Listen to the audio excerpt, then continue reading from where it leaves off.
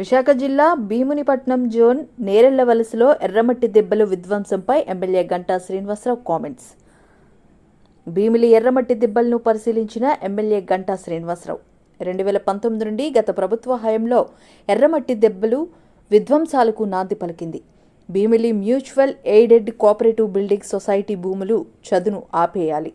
నిర్మాణ పనులపై కలెక్టర్ ఆధ్వర్యంలో నిపుణుల కమిటీ వేయాలి. నిపుణుల కమిటీ నివేదిక తర్వాత మాత్రమే పనులు చేపట్టాలి. సొసైటీ భూములు, జియో హెరిటేజ్ భూముల హద్దులను త్వరితగతిన నిర్ణయించాలి. భీమిలి కోఆపరేటివ్ బిల్డింగ్ సొసైటీ ఆధ్వర్యంలో గత 6 నెలలుగా జరుగుతున్న తవ్వకాలు. అందరికీ నమస్కారం. ఈ మధ్యకాలంలో ఎక్కువ మంది దృష్టి ఆకర్షించిన అంశం ఇది. ఎన్నో ఏళ్ల నుంచి విశాఖపట్నం అంటే గుర్తొచ్చే ఎర్రమట్టి దెబ్బలు. దీనికి చాలా హిస్టారికల్ ఇంపార్టెన్స్, ఒక హెరిటేజ్ ప్రాధాన్యత ఇవన్నీ ఉన్న విషయం మనందరూ కూడా తెలుసు.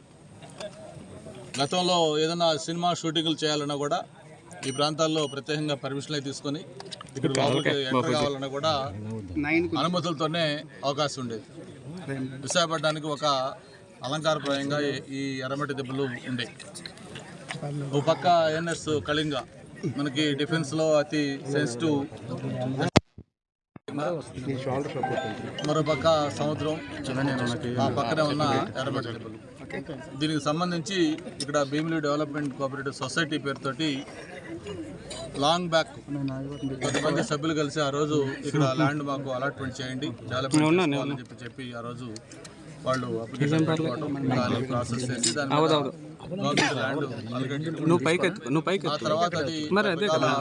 బాబూజీ తల ఫిక్స్ దాన్ని మళ్ళీ పే చేయటం, ఇట్లన్నీ చేసుకున్న తర్వాత ఫైనల్ గా వాళ్ళు అలాగే వాళ్ళు డెవలప్మెంట్ చేసుకోవడం కుదరకపోతే వాళ్ళు త్రో న్యాయస్థానాల ద్వారా వాళ్ళు అప్రోచ్ కావడం, ఫైనల్ గా సుప్రీంకోర్టు నుంచి ఒక డైరెక్షన్ తీసుకొని ఇది తీసుకున్నామని చెప్పి వాళ్ళు సొసైటీ సభ్యులు చెప్తా ఉన్నారు. అయితే గతంలో దీనికి సంబంధించి ఎర్రమట్టి దెబ్బలకు సంబంధించి 2019లో వైఎస్ఆర్ ప్రభుత్వం రాష్ట్ర అధికారంలోకి వచ్చిన తర్వాత ఇక్కడ ఎర్రమట్టి దెబ్బలు క్రమంగా హరించుకుపోతా ఉన్నాయి. ఇక్కడ నుంచి మట్టి కూడా అనర్ఫుల్గా పైకి తీసుకెళ్ళిపోతా ఉన్నారు. ఈ ఎర్రమట్టి దెబ్బల్ని ధ్వంసం చేస్తూ ఉన్నారు, లెవెల్ చేసి రకరకాల యాక్టివిటీస్ చేస్తూ ఉన్నారు. ఆ రోజు ఆరోపణలు కూడా రావడం జరిగింది. దాని మీదనే ప్రత్యేకించి ఆ రోజు జనసేన అధ్యక్షులు పవన్ కళ్యాణ్ కూడా ఈ ప్రాంతానికి రావటం, సందీప్ నాయకత్వం ఈ ప్రాంతం అంతా కూడా చూడటం, ఆ రోజు కూడా ఆయన చెప్పడం జరిగింది ఈ ఎర్రమట్టి దెబ్బలను ఎట్టి పరిస్థితుల్లో మనం ప్రొటెక్ట్ చేసుకోవాలని చెప్పింది. సరే, ఇవన్నీ ఒక పక్క జరుగుతూ ఉంటే ఏదైతే సొసైటీకి సంబంధించి మరి గత కొద్ది రోజులుగా వాళ్ళు బయట కాంపౌండ్ వాళ్ళు కట్టి లోపల మిషనరీ అది పెట్టి లెవెలింగ్ చేసి వాళ్ళు చేసుకుంటా ఉన్నారు. దీని మీద మీడియాలో రావటం, అలాగే అధికారులు కూడా దీని మీద విజిట్ చేసి దాని మీద స్పందించడం ఏం జరిగింది. నేను ఇక్కడికి వచ్చే ముందు కూడా జిల్లా కలెక్టర్ గారితో మాట్లాడాను. యాక్చువల్గా ఏంటి దీని మీద టోటల్ స్టేటస్ రిపోర్ట్ ఏంటంటే ఆయన చెప్పిన దీని ప్రకారం నోట్ కూడా ఇచ్చారు కలెక్టర్ గారు. ఏదైతే వీళ్ళకి ఒక ప్లాన్ అప్రూవల్ కోసం వీళ్ళు అప్లై చేశారో దాంట్లో కొన్ని షార్ట్ ఫాల్స్ చెప్పారు. ఒక 7 పాయింట్లు సిఆర్జెడ్ అనుమతులు, అలాగే ఈ జియో హెరిటేజ్ కింద కొంత ల్యాండ్ ఉంది కాబట్టి దానికి సంబంధించినవి, ఒక పక్క కళింగ ఉంది కాబట్టి దాని అనుమతులు, ఇట్లకు సంబంధించినవన్నీ కూడా షార్ట్ ఫాల్స్ కంప్లీట్ చేయమని చెప్పని వాళ్ళకి అప్రూవల్ ఇచ్చినప్పుడు డిమ్డ్ అప్రూవల్ ఆ షార్ట్ ఫాల్స్ కంప్లీట్ చేసుకోకుండా వాళ్ళు చేస్తున్నారు. దీని మీద ఇప్పుడు మళ్ళీ ఎప్పుడైతే మీడియాలో అంతా వచ్చి స్థానికంగా ఉన్న వాళ్ళందరూ కూడా దీని మీద ఆందోళన చెందుతూ ఉన్నారు. దీనికి సంబంధించి ఒక డీటెయిల్డ్ ఎంక్వైరీ చేయమని చెప్పి కలెక్టర్ గారు చెప్పడం జరిగింది. దాన్ని కలెక్టర్ గారు కూడా అంగీకరించారు. ఏదైతే ఈ ఇష్యూ జరుగుతూ ఉందో ఈ భీమిలి కోఆపరేటివ్ హౌసింగ్ సొసైటీకి సంబంధించి ఎర్రమట్టి దెబ్బల్లో ఎంక్రోచ్మెంట్ అయిందా, అలాగే దానికి సంబంధించి బఫర్ జోన్ వదిలేసి వీళ్ళు ఎక్స్క్లూజివ్ చేసుకుంటున్నారా, వాళ్ళకి అలాట్ చేసిన దాంట్లో ఒక 90 ఏకర్స్ 94.7 ఏకర్స్ 91 ఏకర్స్ అనుకోండి అనేది ఆల్రెడీ ఈ మార్క్ చేసిన దాంట్లో ఆల్రెడీ అప్పుడు డిక్లేర్ చేసి దాన్ని సపరేట్గా కూడా ఏం మార్క్ చేశామని చెప్తున్నారు. ఇప్పుడే ఆర్డీఓ కూడా చేసి ఆ తర్వాత ఎర్రమట్టి దెబ్బలు వచ్చేటట్టుగా దానికి సంబంధం లేకుండా వీళ్ళకి ఈ లేఅవుట్ ఇచ్చారనేది ప్రస్తుతం నేను చెప్తున్న ఇది. ఏది ఏమైనా ఇంత ఆరోపణలు తీవ్రస్థాయిలో వచ్చున్నాయి. దీని మీద పబ్లిక్ కూడా కన్సర్న్ ఉంది కాబట్టి నేను జిల్లా కలెక్టర్ గారు నోటే కోరాను. దీని మీద డీటెయిల్డ్ ఎంక్వైరీ చేసి వాళ్ళు కూడా దాదాపు 4-5 వేల మంది మెంబర్స్ ఆ రోజు పెట్టుకున్న సొసైటీ కాబట్టి వాళ్ళ దీంట్లో ఏంటి వాస్తవం ఏంటి, ప్రజల్లో ఉన్న అపోహలు ఏంటి, ముఖ్యంగా ఎర్రమట్టి దెబ్బలు ఎలా ప్రొటెక్ట్ చేయాలి, వీటన్నిటి మీద కూడా డీటెయిల్డ్ ఎంక్వైరీ ఒక సీనియర్ ఆఫీసర్లతోటి కమిటీ చేసి ఎంక్వైరీ చేయమని చెప్పాను.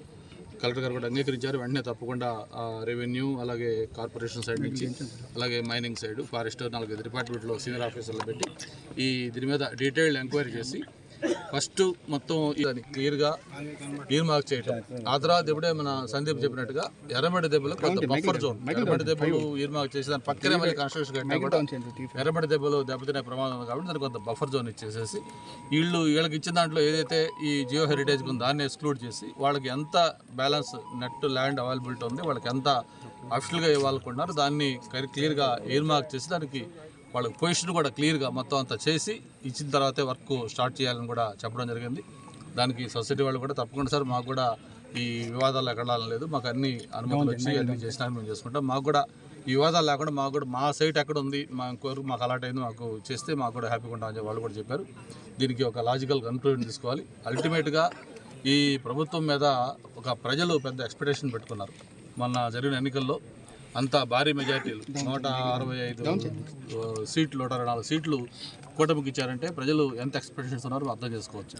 ఆ ఎక్స్పెక్టేషన్ ప్రజలు ఏదైతే పెట్టుకున్నారో దాన్ని ఒమ్ము చేయకుండా వాళ్ళ అంచనాల మేరకు ఈ ప్రభుత్వం పనిచేసే పరిస్థితి వస్తూ ఉంది. ఒక పక్క చంద్రబాబు నాయుడు గారు, మరో పక్క ప్రత్యేకించి పవన్ కళ్యాణ్ గారు ఇటువంటి విషయాల్లో ఆయన చాలా పర్టికులర్గా ఉంటారు. ఎప్పుడైతే ఇక్కడ వర్క్ అవుతూ ఉంది, ఇదంతా మీడియాలో వచ్చిందో ఆయన వెంటనే ట్వీట్ చేసి ఆయన ఇమీడియట్గా సీఎం ఆఫీసర్ అలర్ట్ చేశారు.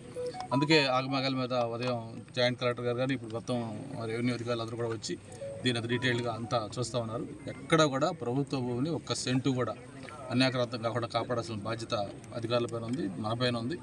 అలాగే అట్ ద సేమ్ టైం వాళ్ళకి లీగల్గా ఆథరైజ్డ్గా అన్ని అనుభవంతోటి ఏదైతే వాళ్ళకి గవర్నమెంట్ అలాట్ చేసిందో దాంట్లో వాళ్ళకి ఈ డివైడ్ చేయకుండా వాళ్ళు చేసుకుంటే వాళ్ళకి కూడా ఇబ్బందులు పెట్టకుండా చేయాల్సిన బాధ్యత కూడా మనపైన ఉంది. కాబట్టి ఇవన్నీ కూడా అడ్రస్ చేసే విధంగా ఆ కమిటీ డీటెయిల్డ్గా ఎంక్వైరీ చేసి రిపోర్ట్ ఇస్తుంది. రిపోర్ట్ ఇవ్వడమే కాకుండా ఏ సైటు ఏంటి, ఎర్రమట్టి దెబ్బలు ఏంటి, ఈ హౌసింగ్ సొసైటీకి ఇచ్చింది ఏంటి, ఇందులో ఇచ్చిన దాంట్లో మళ్ళీ జియో హెరిటేజ్కి ఏది ఇచ్చారు, ఇవన్నీ కూడా క్లియర్గా సర్వే చేసి మార్క్ చేసి వాటికి ఫెన్సింగ్ బౌండరీస్ కూడా ఫిక్స్ చేసి ఎవరిది వాళ్ళకి అలాట్ చేసి అన్ని అనుమతులు తీసుకున్నాకే ఏదైతే కలెక్టర్ గారు 7 షార్ట్ ఫాల్స్ ఇచ్చారో ఆ ప్లాన్ అప్రూవల్ పెట్టుకున్నప్పుడు ఆ షార్ట్ ఫాల్స్ అని కూడా కంప్లీట్ చేసుకొని అన్ని అనుమతులు వచ్చిన తర్వాతే వాళ్ళు వర్క్ చేసుకుంటే వాళ్ళకు కూడా ఇబ్బంది ఉండదు. లేకపోతే స్థానికంగా కూడా మా కార్పొరేటర్లు కానీ మా నాయకులు కూడా వాళ్ళ ఇంప్రెషన్ ఏంటంటే ఇదంతా కూడా ఎర్రమట్టి దెబ్బలు చేసుకుంటున్నారనే ఇంప్రెషన్లో మా వాళ్ళు కూడా ఉన్నారు. కాబట్టి ఇటువంటి అపోహలు తాగలేకుండా అధికారులు నిర్ణయించిన తర్వాత దాన్ని మొత్తం నిర్ధారించిన తర్వాత ఆ తర్వాత మాత్రమే వాళ్ళు పనులు కూడా చేసుకోవడానికి అవకాశం ఉంటుంది. అప్పటిదాకా దాన్ని ఆపని చెప్పి కూడా చెప్పడం జరిగింది. దీని మీద కలెక్టర్ గారు ఇమీడియట్గా ఆ కమిటీ కాన్స్టిట్యూట్ చేసి ఎంక్వైరీ చేసి రిపోర్ట్ ఇస్తారు. రిపోర్ట్ ఇచ్చిన తర్వాత